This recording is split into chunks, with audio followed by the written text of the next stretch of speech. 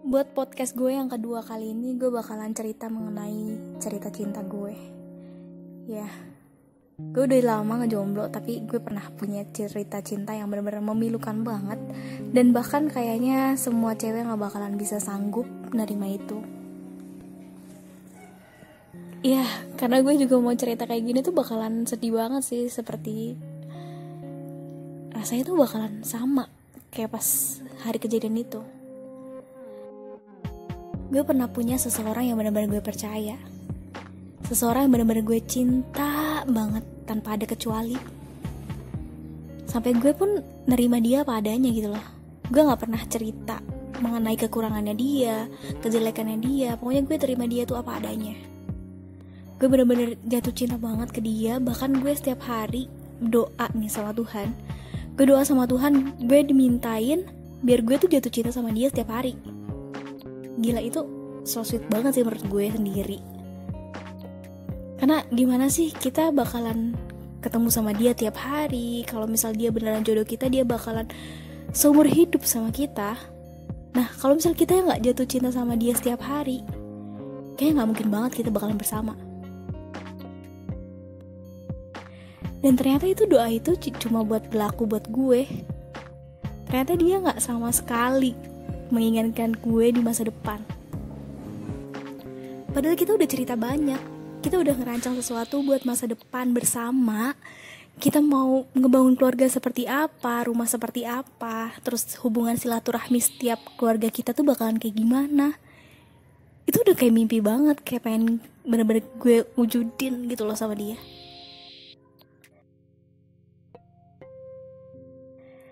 Dan gue pacaran sama dia tuh bukan waktu yang singkat, men. Udah 6 tahun. 6 tahun, bayangin. 6 tahun kita ngapain aja. Dari SMP, SMA, sampai kuliah kita bareng-bareng. Jalanin suka duka bersama. Cerita panjang lebar. Tapi nyatanya gue bakalan kalah sama satu orang yang datang, yang satu kelas sama dia, satu organisasi sama dia, dan satu jabatan sama dia.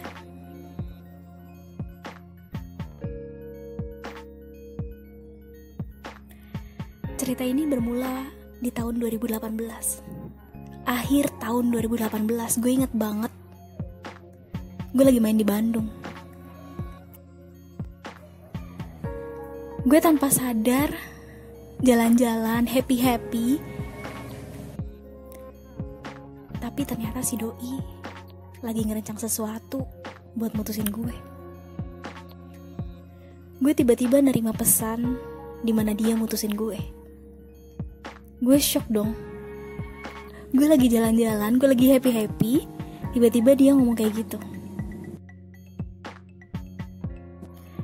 Awalnya gue gak curiga sama sekali kalau ada perempuan lain. Terus akhirnya gue tanya-tanya dong, kenapa putus, kenapa, salah gue apa? Dengan polosnya dia ngejawab, kamu gak bahagia sama saya. Lo kira 6 tahun ngapain? Kalau misalkan lo bukan sumber kebahagiaan buat gue, ngapain gue pertahanin lo sampai 6 tahun? Buat apa lagi gitu hubungan selama 6 tahun kalau misal gue gak bahagia sama lo? Terus alasan yang kedua dilontarkan adalah keluarga kita gak merestui. Gila. Itu alasan paling bodoh yang pernah gue dengar.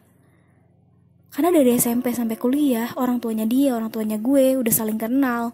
Terus orang tuanya dia juga udah nanya-nanya ke gue tentang kuliah gue, tentang gue. Pokoknya kayak ya udah deket gitu loh.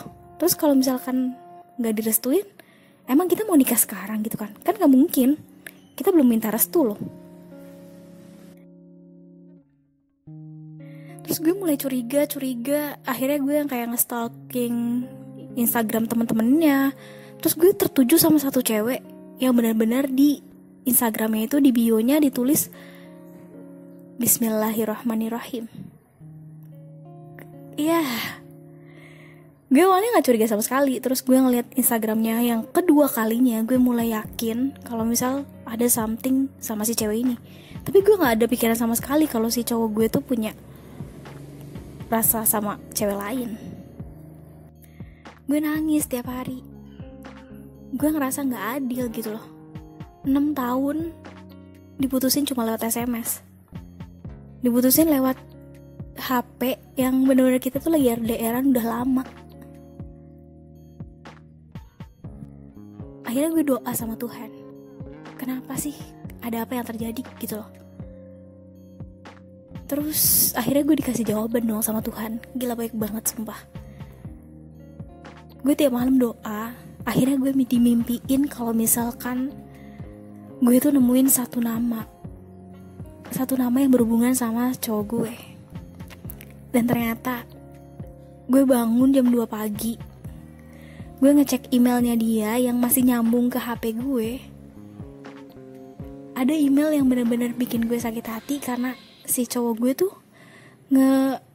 ngirim file ke cewek itu tuh kayak segila so sweet banget gitu loh, kayak gak mungkin cowok gue kayak gitu.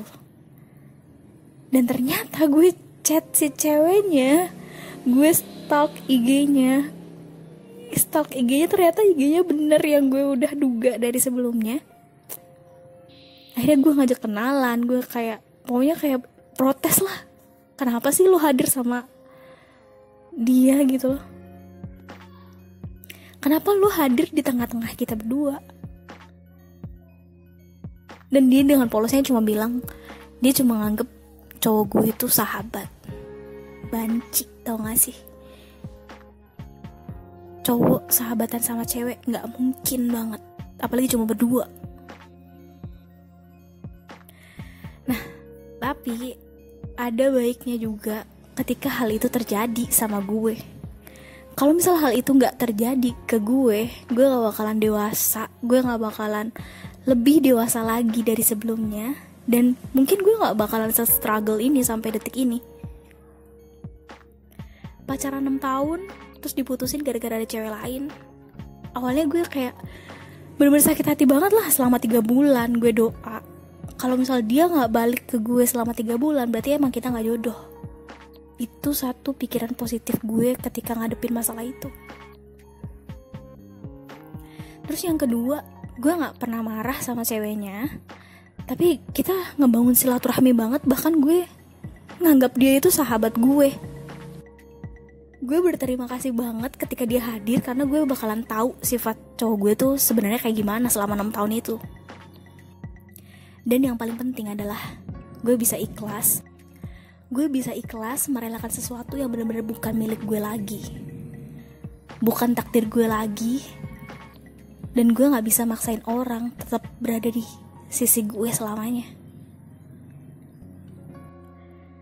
Ya, dan setelah kejadian itu gue udah kehilangan orang yang paling gue cintain. Terus setelah kejadian itu kos gue kemalingan. Semua barang-barang berharga yang gue paling suka itu hilang. Gue kayak lagi diganjar sama Tuhan. Kayak, Tuhan, kenapa sih harus gue? Padahal gue udah nempatin dia, nempatin orang-orang di sekitar gue itu sesuai dengan porsinya. Dia sebagai pacar gue punya keluarga, gue punya sahabat, gue punya temen, gue punya murid. Gue bisa ngebagi waktu buat mereka semua. Tapi kenapa balasannya seperti ini? Gue bisa belajar dari kehilangan seseorang. Seseorang ini emang berharga banget buat gue. Bahkan ketika kehilangan dia, gue bakalan kayak bener-bener kehilangan masa depan gue. Gue gak punya tujuan lagi. Gue stuck di suatu tempat yang bener-bener gue kayak gelap banget. Gue gak bisa mikirin sesuatu yang bahagia. Gue gak bisa tersenyum. Gue gak bisa mikirin sesuatu yang baik. Gue selalu overthinking sama percintaan mereka. Mereka ketawa sedangkan gue nangis. Terus ibu gue bilang, udahlah, mereka di sana lagi ketawa, kamu nangis buat apa? Terus gue sadar dong, kalau misalkan gue terus-terusan nangis, gue gak bakal maju. Dan dia pun gak pernah nganggap gue tuh masih hidup atau enggak. Dia gak peduli gue masih hidup atau enggak. Dia gak peduli gue mau sakit, mau stres, mau gila, mau bunuh diri. Dia gak peduli. Terus gue sadar dong, beberapa bulan kemudian, sampai 2 tahun ini, gue sadar ternyata gue menduakan Tuhan. Gue terlalu cinta sama manusia. Gue terlalu berharap dibahagiain sama orang lain. Gue terlalu berharap orang lain itu membahagiakan gue. Bodoh memang, bodoh banget. Karena sebenarnya kebahagiaan itu ada di diri kita sendiri. Dan yang paling penting, jangan terlalu cinta sama manusia. Kenapa? Karena Tuhan tuh bakalan cemburu. Dia bakal ngambil orang yang kamu cintain, biar kamu tuh bisa ngerasain di sini ada Tuhan loh. Di sini ada Tuhan yang mau meluk kamu, yang mau cintain kamu. Tapi kamu lupa sama Tuhan kamu. Kamu berharap dia bahagiain kamu, sedangkan kamu lupa sama Tuhan kamu. Yang udah benar-benar bahagiain kamu dari kecil.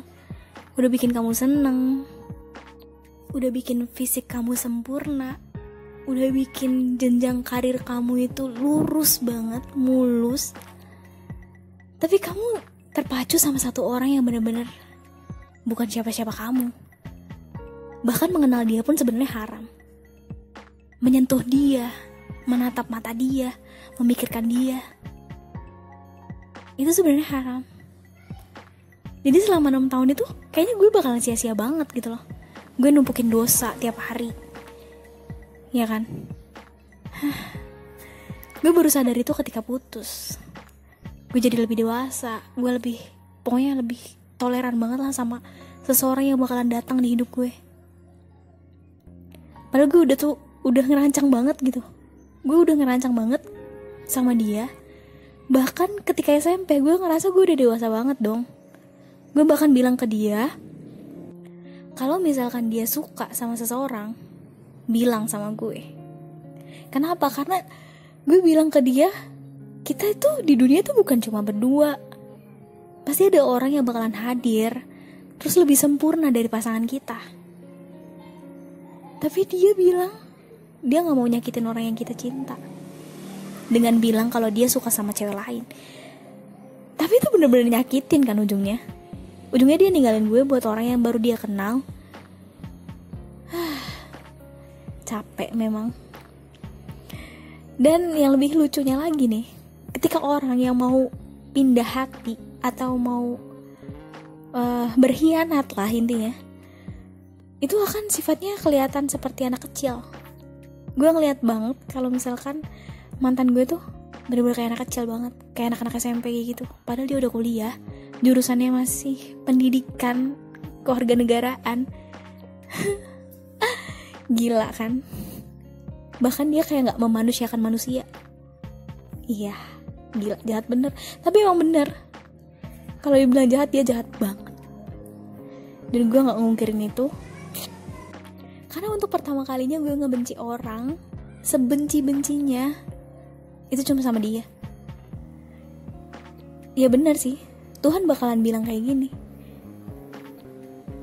Tuhan itu maha bolak-balikan hati manusia.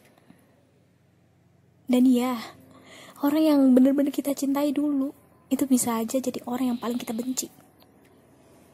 Dan bisa juga sebaliknya. Banyak banget pelajaran yang gue ambil. Ketika kita putus cinta, kita masih punya banyak teman yang bakalan support kita. Dan itu buat kita sadar kalau misalkan di dunia ini tuh kita gak sendirian. Pasti ada akan orang yang hadir, ada akan orang yang pergi. Itu tanpa pamit, tanpa permisi, tanpa ketok pintu. Dan dia tiba-tiba menghilang, tiba-tiba nongol kayak setan. Tapi itu yang ngebuat kita tuh kayak bener-bener struggle sama diri kita sendiri. Kita harus bener-bener jaga hati kita sendiri. Kita gak boleh lemah. Kita gak boleh terlalu menspesialkan sesuatu. Iya, karena temen, sahabat, pacar, keluarga, pasangan, hidup, bahkan anak, suami, pokoknya hubungan sama kita pun bakalan berpisah kalau di dunia, kecuali kalau dia udah di akhirat ya. Ya segitu aja, semoga podcast kali ini memberikan inspirasi buat kalian yang putus cinta. Jangan sampai kalian bodoh banget karena gak bisa move on. Itu wasting time banget. Pokoknya kalian harus bener-bener move on. Oke. Gue bisa bilang kayak gini karena gue udah pernah ngalamin. Kayaknya orang yang susah move on itu gak bakalan maju hidupnya. Dia bakalan stuck di suatu tempat. Dan itu gelap banget, kalian bakalan ngerasain itu. Dan itu gak enak. Kalian gak punya tujuan hidup selanjutnya. Oke, jangan lupa like, comment, and subscribe. Jadi kalau misalkan kalian mau cerita ke gue, bisa ke Instagram gue atau ke email gue. Oke, gue tunggu cerita-cerita kalian. Gimana sih cerita cinta kalian? Bye. See you di video gue yang selanjutnya.